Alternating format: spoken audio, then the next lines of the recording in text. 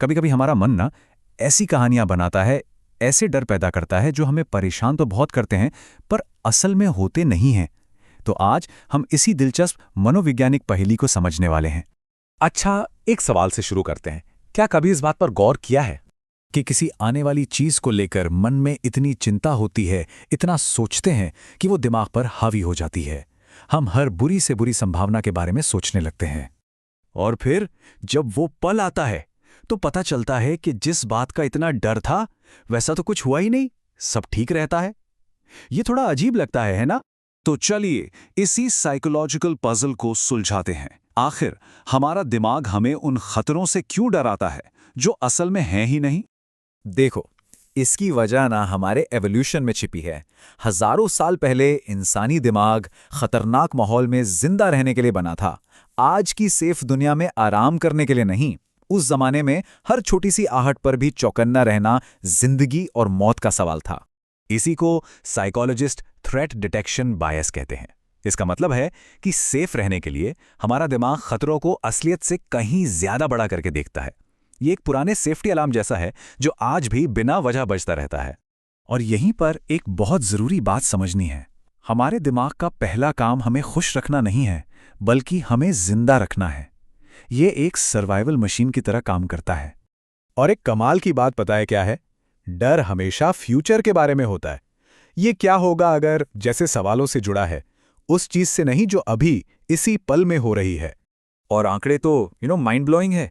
Studies बताती हैं कि हम जिन चीज़ों की चिंता करते हैं उनमें से 85 से 90% कभी होती ही नहीं है। तो सबसे ज़रूरी बात क्या हुई? ये कि डर भविष्य की कोई भविष्यवाणी नहीं है।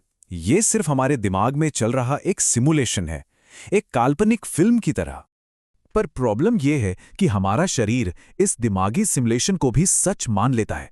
जब हम कुछ डरावना सोचते हैं ना, तो शरीर में कॉर्टिसोल और एड्रेनालिन जैसे स्ट्रेस हार्मोन्स रिलीज होते हैं। दिल की धड़कन तेज हो जाती है, ठीक वैसे ही जैसे किसी असली खतरे के टाइम होता है। इसका सीधा सा मतलब है हमारा शरीर हमारे विचारों पर रिएक्ट करता है, असलियत पर नहीं। दिमाग के लिए कल्पना और हकीकत में फर्क करना मुश्किल हो जाता है। तो अब सवाल यह है कि ये चिंता का चक्र काम कैसे करता है? हम बार बार इस जाल में फंस क्यों जाते हैं? ये ना एक ट्रैप की तरह है। हम चिंता करते हैं, फिर जब कुछ बुरा नहीं होता तो दिमाग को लगता है कि अरे वाह, चिंता करने की वजह से ही हम बच गए, और इससे चिंता करने की आदत और भी पक्की हो जाती है। साइकोलॉजी में इसे नेगेटिव रीइंफोर्समेंट कहते हैं। मतलब दिमाग को लगता है कि चिंता करना एक तरह का सेफ्टी टूल है, जबकि असल में उस चिंता का नतीजे से कोई लेना देना ही नहीं था। और यही वो जाल है जिससे बाहर निकलना मुश्किल लगता है। पर अच्छी खबर यह है कि इसे तोड़ने का एक तरीका है, और वो है असलियत का सामना करना। रिसर्च बताती है कि डर असलियत का एक बहुत ही खराब भविष्यवक्ता है। यह हमेशा संभावनाओं को बढ़ा चढ़ाकर दिखाता है, परिणामों को और भी भयानक बना देता है, और हमारी खुद की मुकाबला करने की क्षमता को कम करके आंकता है। इसे इफेक्टिव फोरकास्टिंग एरर भी कहा जाता है।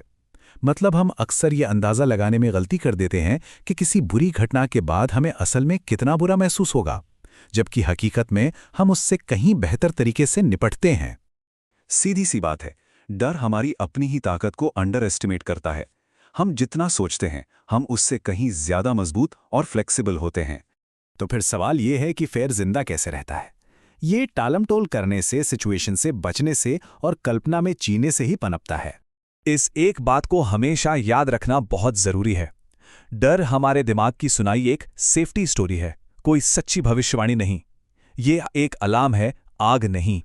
तो अगली बार जब डर महसूस होना, तो खुद से बस ये एक सवाल पूछना है, क्या ये खतरा अभी इसी पल में है, या ये सिर्फ मेरे दिमाग में भविष्य की एक कहानी चल रही है?